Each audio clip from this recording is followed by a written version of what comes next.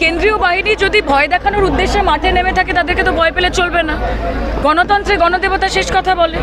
মানুষ ভোটের 15 দিন আগে তাদের মন বানিয়ে নেয় যে কাকে ভোট দেবে, এবং মমতা বন্দ্যোপাধ্যায়ের সরকার থাকাকালীন 365 দিনে তার কাজ দেখে, তার উন্নয়ন দেখে এমনি মানুষ মন বানিয়ে নিয়েছে যে কত ভোটে মমতা বন্দ্যোপাধ্যায়কে যাদবপুর লোকসভা এবং বাকি লোকসভা কেন্দ্র থেকে জেতাবে।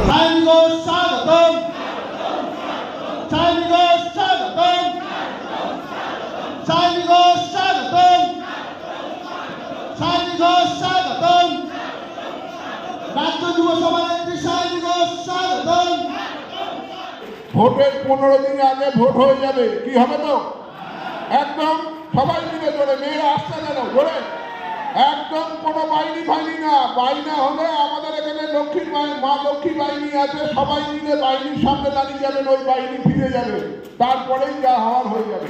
কোনো চিন্তা নেই, কোনো ভয় নেই, কোনো ডর নেই, লড়াই হবে সামনাসামনি। বিরোধী কে আছে দেখা যাবে, আর কোথায় কি সেন্ট্রাল বাহিনী আছে সেগুলো দেখা যাবে। 1 ইঞ্চি জায়গা ছাড়া হবে না, একদম 100% শিওর থাকুন।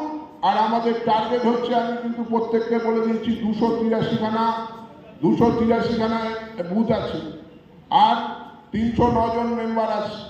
আমি একদম পরিষ্কার ভাষায় সবাইকে বলে যেতে চাই, বুথ ভিত্তিক টার্গেট দেওয়া হয়েছে।